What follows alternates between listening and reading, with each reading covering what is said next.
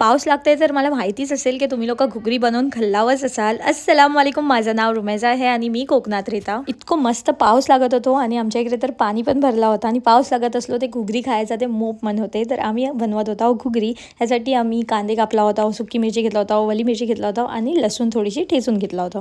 एका कुकरला थोडीशी ठेचलेली लसूण, सुकी मिरची, हिरवी मिरची आणि कांदो आणि थोडासा मीठ टाकून बेस कुस्करून घ्यायचा, यानी की बेस हाताने मिक्स करून घ्यायचा. ह्याला हाताचोच टेस्ट मग मस्त येते. तुम्ही डायरेक्ट पण टाकू शकता, त्याला तेलात पोलू पण शकता, पण आम्ही लोक याचा हाताने कुस्करून बनवतो, त्याचं टेस्ट मोपच मस्त लागते. आणि आम्ही लोक थोडा तिखा जास्ती खाताव, मगून मिरची जास्ती आहे, तुम्ही मिरची कमी पण घेऊ शकता. त्यानंतर थोडासा ऑइल टाकायचा, पाणी टाकायचा आणि जी रातभर भिजवलेली घुगरी असते, तुरी पावटे, तुम्ही चणे घेऊ शकता, चवली घेऊ शकता, आटलो पण तुम्ही ह्याच्यात टाकू शकता आणि थोडीशी आंबुस्ती आपण ह्याच्यात टाकूया आणि त्याला प्रेशरला लावूया कुकरला.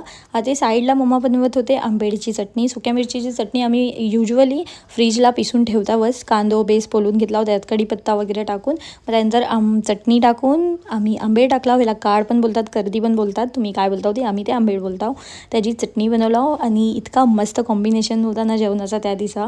ही बघू शकता तुम्ही घुगरी किती मस्त दिसते, यमी मसाला आणि मोहपच टेस्टी लागली होती. ही माझी प्लेट तुम्ही बघू शकता आणि इतका कम्फर्टिंग फूड असते. जर तुम्ही नाही बनवलं असाल तर जल्दी ट्राय करा. आय होप तुम्हाला आजचा व्लॉग पसंत आलेला असेल. मिळूया नेक्स्ट व्लॉगला. अल्लाह हाफिज.